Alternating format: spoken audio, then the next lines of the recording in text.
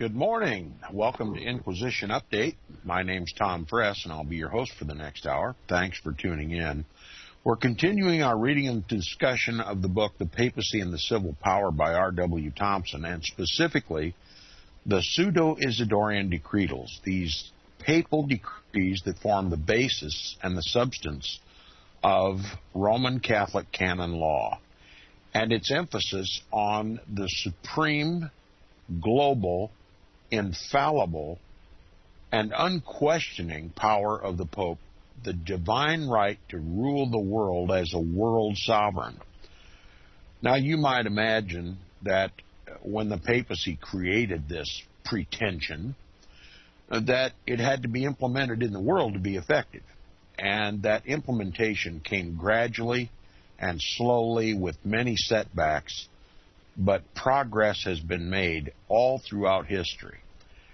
And we're going to continue now by backing up just a few paragraphs for continuity this morning. Speaking of the end game of the papacy, the end sought for was only reached. Now let me stop and tell my listeners we're on the first full paragraph on page 398. The first full paragraph on page 398, near the middle of the page. But the end sought for was only reached by slow degrees and by gradual usurpations. It took many years of severe struggle on the part of the popes to consummate it by the abolition of the old and the introduction of the new ecclesiastical system founded upon the Pseudo-Isidorian Decretals.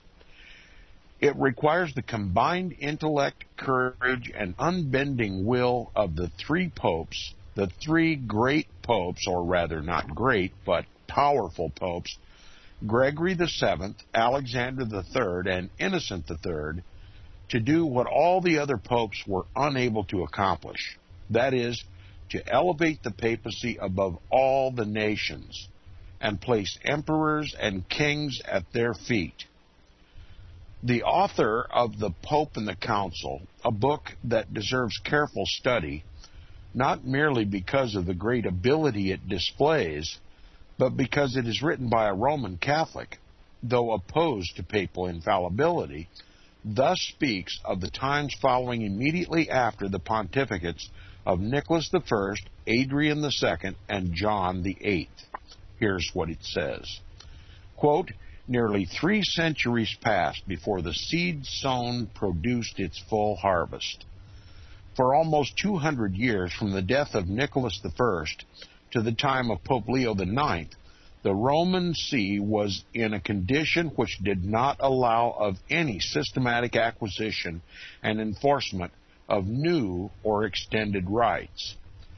For about 60 years, from the period 883 A.D. to 955 A.D., the Roman Church was enslaved and degraded, while the Apostolic See, that is the papacy, became the prey and the plaything of rival factions of nobles, and for a long time of ambitious and profligate women.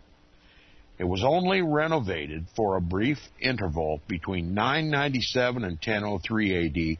in the persons of Gregory V and Sylvester II by the influence of the Saxon emperor."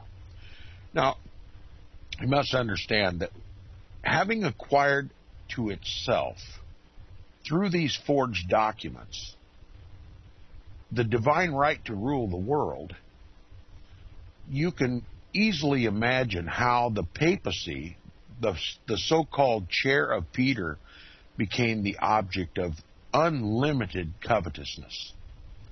Men seeking power and authority, men seeking the title of vicar of Christ on earth, men who can seat and unseat kings, men who can judge all men, but no man may judge him, was the ambition, the overarching ambition of the most ambitious men in the world at that time.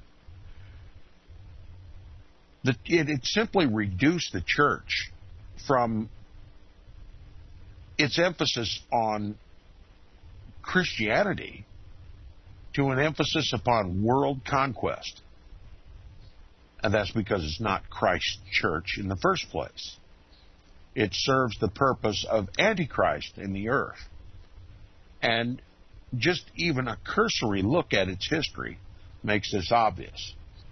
But R.W. Thompson goes far more than just a cursory examination of this papacy and Roman Catholic canon law and the Roman Catholic Church, and leaves absolutely no room for argument. Okay, he continues, he says, then the papacy sunk back into utter confusion and moral impotence. The Tuscan counts made it hereditary in their family. Again and again, dissolute boys like John the XII and Benedict the IX occupied and disgraced the apostolic throne, that is the papacy, which was now bought and sold like a piece of merchandise, and at last 3 popes fought for the tiara, until Emperor Henry III put an end to the scandal by elevating a German bishop to the See of Rome. So you see the covetousness, and we read yesterday also the corruption of these popes in the example given in the notes of John the XII and of Benedict the IX. Absolutely scandalous. Crimes that dare not even be uttered in this godless world. For example, John the XII was accused of being incestuous with his own mother. And that's the degradation, the corruption, and the debasement and the debauchery that characterized the papacy during the rise of this so-called infallibility and the divine right to rule the world. You know, we're all familiar, as I've said before, we're all familiar with the quote, power corrupts, but absolute power corrupts absolutely. Well, what is being acquired by the papacy during this time is absolute power. And the result of it was absolute corruption. Yet, these popes are still regarded, many of them saints. And their example is to be given as the example for every succeeding pope. That they build upon this corruption and say that they cannot be accused, but that they were all the vicars of Christ, infallible, and should not be judged by any man. It still forms the basis of the papacy today. The papacy cannot divorce itself from its history. You know, you build upon a bad foundation, you're liable to wind up with a bad structure. And that's exactly what it is. Now, continuing where we left off yesterday, it says, the emperor, having by virtue of his temporal sovereignty over the empire, including Italy, obtained this recognized authority over the popes. They became, from necessity, more subject to the Teutonic than to the Frankish influences by which they had been directed from the time of the alliance of King Pepin and Charlemagne, of Emperor Pepin and Charlemagne. So we're seeing a power shift now from the French to the Teutonics. Okay, always the Franks or the French were the defenders of the papacy, and now in rebellion the power is shifted to the Teutonics, and they become the supporters. Now it says the Saxon and Salic emperors had by that time placed Germany in the very front rank of the nations. And although the German people were devoted from education and habit to the Roman Catholic religion, even then they gave occasional evidences that the natural love of freedom, which has since enabled them to reach a condition of superiority over the Latin races, and to assert principles which have become essential to all the advancing and progressive governments in the world. The emperors protected the popes of their own creation with strong hands, and but for this, it is almost certain that the Church of Rome would have been overwhelmed by Italian corruption and have sunk out of sight. So this was an unfortunate advantage to the papacy. It somewhat put a stop to the corruption, the growing corruption of the Italian papacy. This new power now rising, not originated from the French, but the German. Now, it says, after the Emperor Henry III had placed Leo IV, a German, in the pontifical chair in preference to an Italian, it became well understood by all the aspirants for that position that in whatsoever manner selected, no pope could be recognized as such without his consent. So now we're having the emperor seating the popes again, rather than the popes seating the emperors. And it says, he swayed his temporal scepter over all parts of the empire, including the city of Rome. But this condition of affairs was submitted to by the Italians from necessity, not choice, and influences designed to counteract it were readily contrived. Among those most conspicuous in this these counter movements was the celebrated Hildebrand, afterwards known as Pope Gregory VII, who employed all his acknowledged ability in the endeavor to persuade even the German popes that it was beneath their dignity to accept the papal tiara from a temporal prince. His ambition led him to abandon his cloistered life that he might put himself in a position ultimately to become pope. And by these means he hoped to lay the foundation of that system of measures out of which subsequently arose, under his skillful management, that vast pontifical power which he wielded with so much success over emperors, kings, and peoples. For more than a quarter of a century before he became pope, passing through the reigns of 8 popes, Hildebrand exercised a larger share of influence at Rome than any other man, not a pope, had ever done before. This commanding position was owing to his great courage, superior talents, and unbending will, all of which were employed to gratify his inordinate ambition.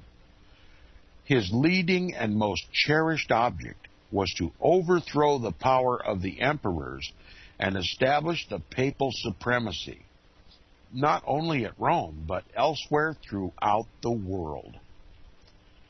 While Henry III lived, he practiced his intrigues with great caution. But at his death, when Henry IV became emperor at the age of 5 years, he took advantage of his minority and more openly and daringly avowed his purpose. Although the popes Leo IX, Victor II, Stephen IX, and Nicholas II had Alexander II all held their positions with the consent of these emperors, yet none of them was able to conduct the affairs of the church upon any other policy than that dictated by Hildebrand, before whom they were all dwarfed into comparative insignificance. So you can see that through the reigns of these popes just mentioned, it was Hildebrand who was running the show at the Vatican. And it says, when he himself became pope as Gregory VII, he had laid his plans so skillfully that while also compelled to obtain the assent of Henry IV to his pontifical ordination, he had very clearly marked out his way to ultimate success. He took his place at once in the very front rank of the leading men of his age. Like some giant oak which overshadows all the lesser trees of the forest, he rose to an immense height above all around him, and so impressed all Europe by the superiority of his intellect that it required centuries to get rid of the influence of his pontificate. No man in history has received more fulsome praise and more violent censure.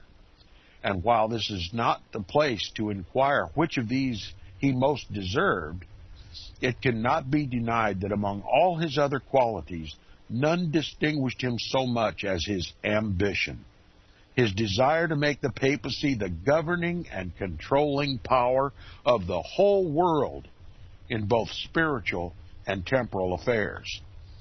In this aspect of his character alone, it is now proposed to view him. Gregory VII commenced his pontificate by asserting the right to dispose of kingdoms, and in imitation of the example set forth by Pope Gregory I nearly 400 years before. He granted to the Count of Champagne, in consideration of large sums of money, the right to conquer the kingdom of Aragon, and authorized him and other lords to seize upon the territory held by the Saracens and erect it into an independent kingdom subordinate to the papacy.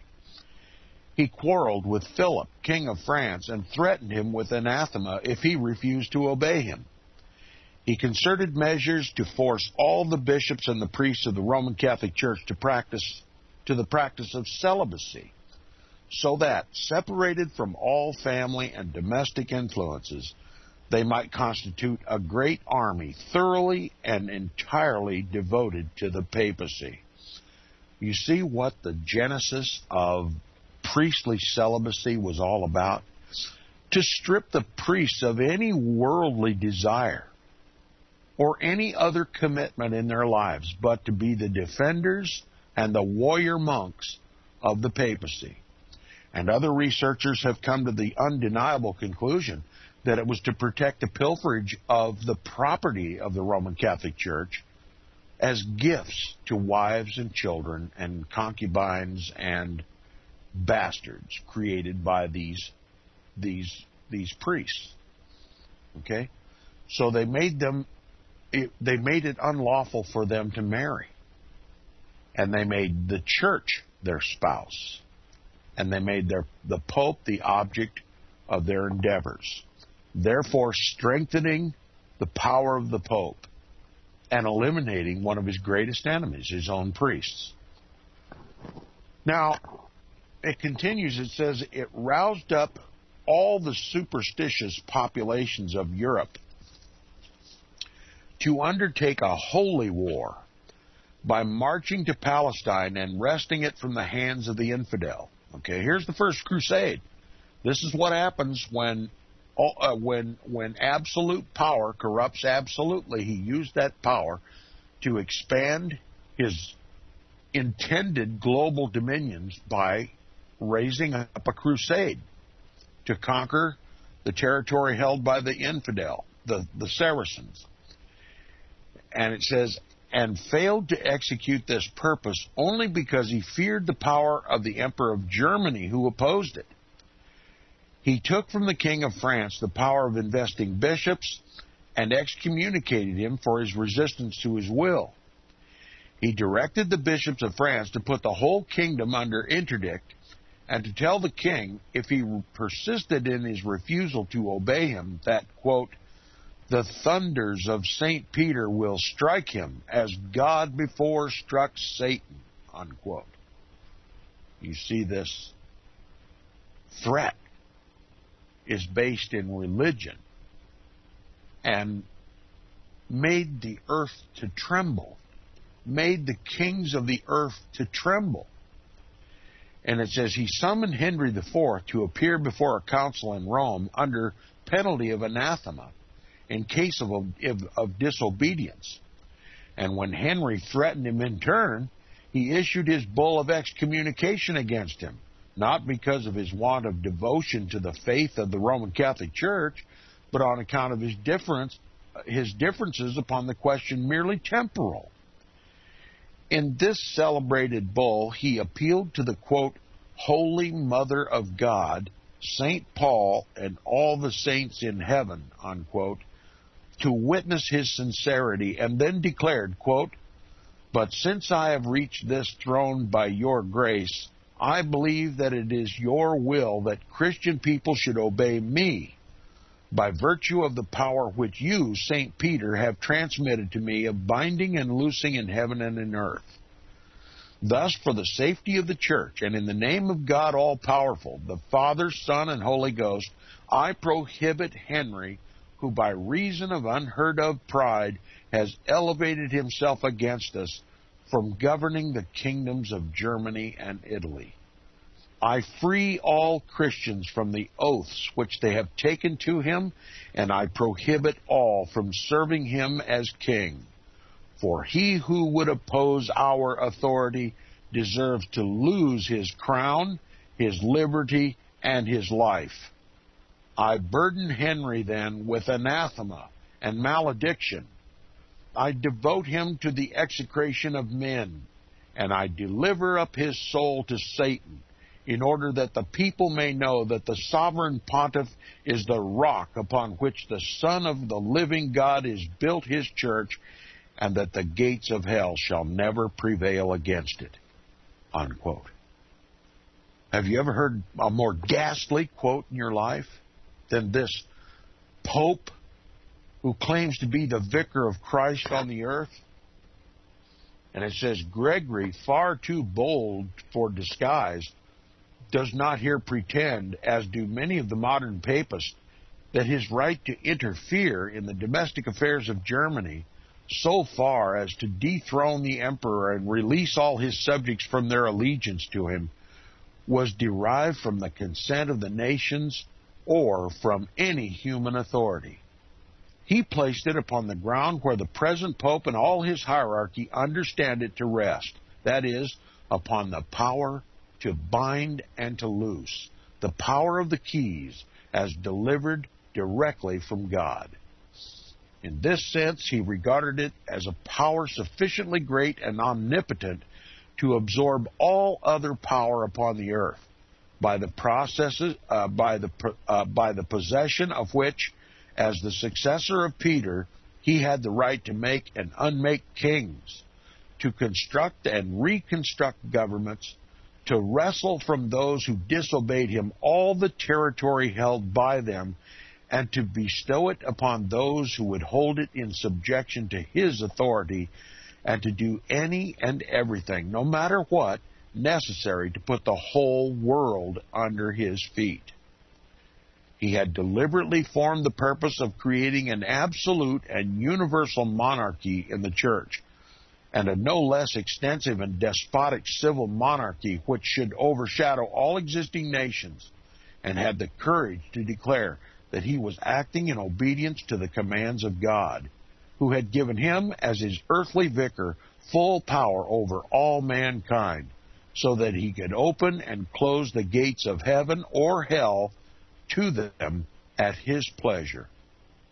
He desired to bind all the people of every nation by a bond of allegiance to the Roman pontiffs, as the successors of Peter, so that all the contests in which nations or men should become involved should be settled at Rome, where the sole power of arbitration and decision should exist. And the ground upon which he rested this enormous claim of authority shows that he had no other idea in his mind than that it rightfully belonged to him as the head of the Roman Catholic Church. He placed his right to command Philip of France expressly upon the ground that both that country and the soul of the king, quote, were under the dominion of St. Peter, unquote, by virtue of his right, quote, to bind and to loose in heaven and upon the earth, unquote, well knowing as he did, that the popes were indebted for all their dignity and dominion to the French princes Pepin, Charlemagne, and their successors. The papacy knows where it originally got its temporal power, and that was by grant by treasonous kings Pepin and Charlemagne. That the papacy is built upon treason, fraud, forgeries, and lies. And yet it claims to be the vicar of Christ on earth. Now we're talking about this Antichrist, this pretender, this usurper of Christ's rightful throne, this Gregory VII, who assumes to make the earth his footstool. And it says, he pretended that Saxony was held as a fief in subjection to the papacy, because Charlemagne had given it as a pious offering to St. Peter. He maintained that Spain was the property of the Apostolic See, and that he had the right, by virtue of divine appointment, divine right, to exact homage of the Emperor of Germany and the kings of England, Hungary, Denmark, Poland, Russia, and all the powers and principalities of Europe, and to release their subjects from their allegiance in case of refusal, because they were all held in the same right. Therefore, when he found that there were many refractory bishops who were unwilling to be drawn away from their support of their own kings, he endeavored to incite them to disobedient revolt by such letters as the following, which he addressed to the Bishop of Metz. Listen to this. Quote, "As for those who maintain that kings cannot be legitimately deposed by popes, I refer them to the words of the example of the fathers, and they will learn that St. Peter said, quote, 'Be ye always ready to punish the guilty, whatever their rank,' unquote." I'd like to see that somewhere in the Bible. I just don't recognize it. Anyway, it continues, "Let them consider the motives which induced Pope Zachary to depose King Childeric, and to free all the Franks from their oath of fidelity. Let them learn that St. Gregory, in his decretals of 590 A.D. to 604 A.D., not only excommunicated the lords and the kings who opposed the execution of his orders, but that he even deprived them of their power. Let them not forget that St. Ambrose himself drove from the temple the Emperor Theodosius, calling him a profane man, sacrilegious, and a murderer. Perhaps these miserable slaves of kings would maintain that God, when he said to St. Peter, 'Feed my lambs,' accepted princes. In other words, excluded princes. But we will demonstrate that Christ, in giving to the apostle power to bind and to loose men, accepted no one. In other words, excluded no one. The Pope rules over everyone, okay? Not just princes, but the people as well. And he continues with a quote. He says, "The Holy See has absolute power over all spiritual things. Why should it not also rule temporal affairs? God reigns in the heavens. His vicar should reign over all the earth." The Pope's literally making the earth his footstool. This is blasphemy. And it says, "These senseless wretches," he continues, "however, maintain that the royal is above the episcopal dignity. Are they then ignorant that the name of king was invented by human pride, and that the title of bishop was instituted by Christ? St. Ambrose affirms that the episcopate is superior to royalty, as gold is superior to a viler metal," unquote. Do you see the arrogant blasphemy of this Pope Gregory VII? Claiming to himself the right to seat and unseat kings, as though he were Christ on earth. This is not a representative of Christ. This is a representative of Antichrist. And all of it driven by a covetousness of earthly ambition. Now here we have an example of the manner in which precedent may be made an apology for the most flagrant usurpation. Without pretense of authority for the construction he gave to the words of Christ when he conferred the power to bind and to loose upon the apostles, except that derived from the examples of Pope Gregory I and Zachary, the bold ambition of Gregory VII prompted him to declare that this was sufficient for his purpose. He reached this conclusion manifestly because he regarded all popes, both good and bad, as infallible and therefore incapable of error. In the same way, the whole system of papal supremacy is built up.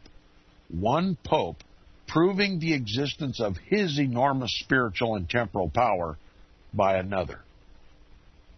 So they simply justify their claim to more and more and more spiritual and temporal power based on the precedent set by equally erroneous, blasphemous popes.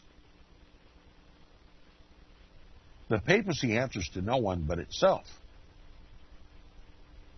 And they've set this precedent. One pope is a precedent to the next, which is a precedent to the next. It's a never-ending dynasty of blasphemy and usurpations. And it says, thus, after the pontificate of Gregory VII had ended, Alexander III added him to the list of examples, and then Innocent III added Alexander, and Boniface VIII added Innocent, and now in the 19th century, in the face of all this progress, when the list is brought down to Pope Pius IX, he invokes, in support of the doctrines of the Encyclical and Syllabus of Error of 1864, the examples of all his quote-unquote illustrious predecessors. Pope Gregory VII carried his interference in the affairs of Germany further than merely issuing papal bulls against Henry IV. He succeeded in stirring up revolt against him among the German nobles, who elevated Rudolf, Duke of Swabia, to the imperial throne in opposition to Henry. The Pope issued a decree in favor of Rudolf, again declaring Henry dispossessed of the crown, invoking upon his head the thunders of heaven, and declaring Rudolf, quote, the lawful king of the Teutonic states, unquote.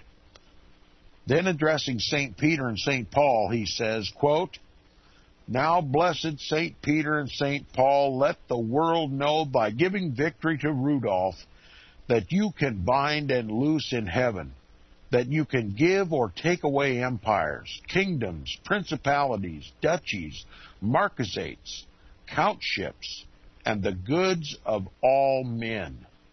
Finally, that you take from the unworthy and bestow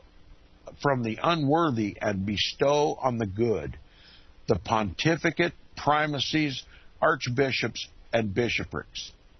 Let the people know that you judge spiritual things and that you have an absolute power over temporal things, that you can curb the demons who are the counselors of princes and annihilate kings and the powerful of the earth. Display then your greatness and your power, and let the world now tremble before the redoubtable orders of your church. Cause especially the sword of your justice promptly to strike the head of the criminal Henry, in order that all Christians may learn that he has been stricken by your will, unquote. Calling down the powers of heaven upon this Henry, as though he had the power to do this. Now, it says, notwithstanding this solemn appeal to heaven, this impious invocation of the apostles in favor of his pontifical intrigues in Germany, the prayer of the Pope was not heard. The empire of Germany was not taken from its legitimate possessor, and the world did not tremble before the thunders of the Vatican. The pride of Henry, which had been sorely wounded by his former humiliation by Gregory, became excited, and the slumbering energies of the German people became aroused at this insolent attempt to place them at the feet of the papacy. Henry raised a large army and overthrew Rudolf, who lost his life in the battle, marched to Rome, convened a council of German ecclesiastics and nobles, deposed Pope Gregory VII, and placed the Metropolitan of Ravenna upon the pontifical throne under the name of Clement III. After many varying fortunes, Gregory was enabled to drive the antipope Clement from the throne, but he soon sunk under the tremendous load which pressed upon him, and in the year 1085 died uttering these words, quote, no, my hatred is implacable. I curse the pretended Emperor Henry, the anti-Pope Guibert, and the reprobates who sustain them. I absolve and bless the simple who believe that a pope has power to bind and to loose." Unquote. Popes die hard, don't they? Claiming this right to rule the world. Are we to believe that this quality of the papacy, this covetous desire to rule the whole world, to put the whole world as his footstool, that somehow it is lost in history, that we live in more civilized times and that the popes don't have this sort of arrogant desire? Are we to believe that? One thing can be sure, it's rarely talked about anymore. The book continues, it says, "One other explanation by Gregory VII of the principles upon which he acted will enable the reader to form a just appreciation of his character and ambition. It is given by Cormen, the historian, in these words, quote, 'God is a spirit,' says Gregory. 'He rules matter. Thus the spiritual is above the temporal power. The Pope is the representative of God on earth. He should then govern the world.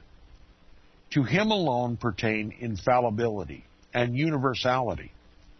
All men are submitted to his laws, and he can only be judged by God. He ought to wear imperial ornaments. People and kings should kiss his feet. Christians are irrevocably submitted to his orders. They should murder their princes, fathers, and children if he commands it. No council can be declared universal without the orders of the Pope. No book can be received as canonical without his authority. Finally, no good or evil exists but in what he has no good or evil exists but in what he has condemned or approved." Unquote.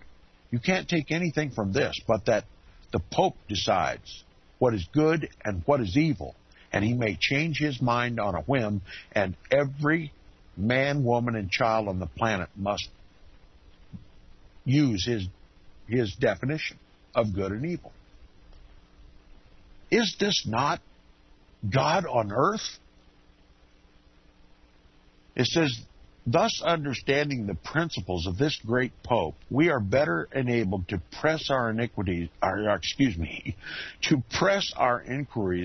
one step further in order to understand the source of these principles and the method adopted by him to justify and to enforce them. And here again, the exhaustive work of Janus, the Pope and the Council, comes to our assistance." The author says this, quote, "Gregory collected about him by degrees the right men for elaborating his system of church law. Anselm of Lucca, nephew of Pope Alexander II, compiled the most important and comprehensive work at his command between the years 1080 and 1086. Anselm may be called the founder of the new Gregorian system of church law. First, by extracting and putting into convenient working shape everything in the Isidorian forgeries serviceable for the papal absolutism. Next, by altering the law of the Church through a tissue of fresh inventions and interpolations in accordance with the requirements of his party and the standpoint of Gregory. Then came Deusdedit, whom Gregory made a cardinal, with some more inventions. At the same time, Bonizo compiled his work, the main object of which was to exalt the papal prerogatives. The 40 propositions or titles of this part of his work corresponded entirely to Gregory's Dictatus and the materials supplied by Anselm and Deusdedit. This same author then goes on to show how, by these old and new forgeries, all based upon the pseudo-Isidorian decretals, authority was found to justify every claim set up by the Pope. How the pretended decrees of the popes were put in place of canons and councils to supply all existing deficiencies. How they were made to justify the claim of Gregory of the right to give and to take away kingdoms at his pleasure. How the bishops were made gods, so that no human tribunal could judge them. How even the lower clergy were made higher and more powerful than secular monarchs. And how Deusdedit, one of the forgers, falsely attributed to Boniface, the apostle of Germany, the abominable sentiment that, quote, even if a pope is so bad that he drags down whole nations to hell with him in troops, nobody can rebuke him, for he who judges all can be judged by no man. The only exception is in the case of his swerving from the faith, unquote. The main object of Gregory and of all these forgeries was to bring the church to the point of recognizing the doctrine of papal infallibility as absolutely necessary to salvation. They wanted to make papal infallibility a salvific issue. Where is that written in the Bible? Where is even the office of the papacy written in the Bible? You see, this is not a divine office. This is strictly a man-made office. It's time for the world to recognize it. To accomplish this, it was indispensable that the Pope should individually and personally absorb all the powers of the Church, so that his decrees should become the law for the government of all Christians, without the aid or consent of either general or provincial councils. In the earlier ages, general councils had always been assembled whenever it was necessary to settle questions of faith or discipline, and the canon law of the Church was rightfully composed only of their enactments. Previous to the pontificate of Gregory, there were 8 of these councils. The Council of Nice in the year 325 condemned Arianism. The First of Constantinople in 381 condemned the heresy of Macedonius. The Council of Ephesus in 431 condemned the heresy of Nestorius. The Council of Chalcedon in 451 A.D. condemned the heresy of Eutyches. The Second Council of Constantinople in the year 553 acted upon the disagreements between the Eastern and Western Christians, and that had to do with idolatry, remember? And it said the Third Council of Constantinople in 682 condemned the Monothelite heresy. The Second Council of Nice in 757 condemned the Iconoclast heresy. And the Fourth Council of Constantinople in 869 deposed the Patriarch Photius and restored Ignatius to his see. None of these councils would have been held or would have been necessary if the doctrine of papal infallibility had prevailed in the apostolic times or the centuries afterwards.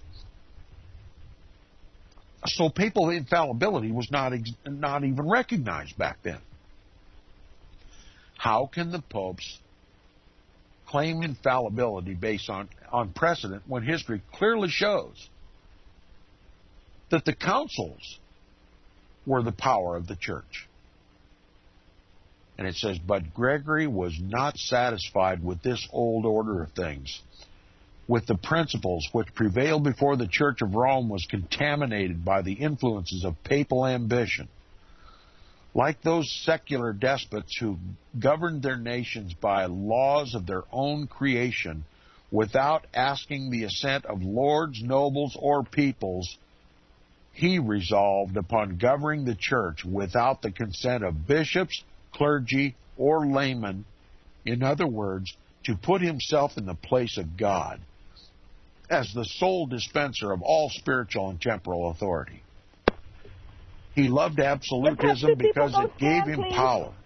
and he exercised power so as to make papal absolutism complete and universal. Therefore, he was the first pope who attempted the degradation of civil potentates, to the first who, quote, lifted the sacerdotal lance against the royal diadem, unquote. And it should excite no surprise when we find him appealing to, quote, to the first forged documents that came to hand as a solid proof, unquote, of the lawfulness of his usurpations, or that he set up the false pretense that Charlemagne had made all France and Saxony tributary to the Holy See, and declared that there were documents in proof of it preserved in the archives of St. Peter's. And remember, those documents have never been produced. Great as he was, he had that bad ambition which has so often left its blighted influence upon the world, and which prompts its possessors to justify the means by the end in view. You see, the papacy has always used the maxim, the end justifies the means. If they regard the end desired as good, then any means to achieve it is also good, even if they drag the whole church to the pit of hell in the process. He says, by the impious employment of sacred things to bring about mere temporal results, he left an example the influence of which has not yet died away at Rome. This author is telling us this is still the modus operandi of the papacy. This is still the goal of the papacy at the time of the writing of this book, 1876, 1874, somewhere in there. Are we to suppose that from the time of R.W. Thompson until now that somehow the papacy has reformed? Not on your life. And it says, and if his pontificate may yet be justly referred to as one of exceeding brilliancy and splendor, and if he may be pointed out as one of the cherished saints of the church, to be loved and imitated by the faithful, the true history assigns this position to him only because the world judges by results and not by details. If we look only at the luster which rested upon the brow of the pagan Caesar, we are dazzled by its splendor. Yet if we pause to inquire how he won the diadem, we almost hear the groans of the multitude of victims who were crushed beneath his heel. So if we search accurately the history of this papal Caesar, this pope, we shall find him reaching his lofty eminence by trampling the most holy and sacred things under his feet, by giving way to the promptings of an unholy and unjust ambition, and by setting such an example as led to the corruption of subsequent popes and the demoralization of nearly the entire clergy. Power corrupts. Absolute power corrupts absolutely. That quote was made by Lord Acton, a liberal Roman Catholic, about the time of the the First Vatican Council, when it was considered and passed by the papacy that the Pope was infallible, and it was a matter of salvation that you accept that. Lord Acton, a Roman Catholic, said, in speaking of the papacy, power corrupts. Absolute power corrupts absolutely. And the papacy is absolutely corrupt. And it seeks to rule the whole world, just as today as it did in history. Now you know the power behind the power in Washington, D.C., and the rest of the governments of the world. Take heed. We're headed for a new world order, the simple restoration of the old. We'll see you tomorrow on Inquisition Update.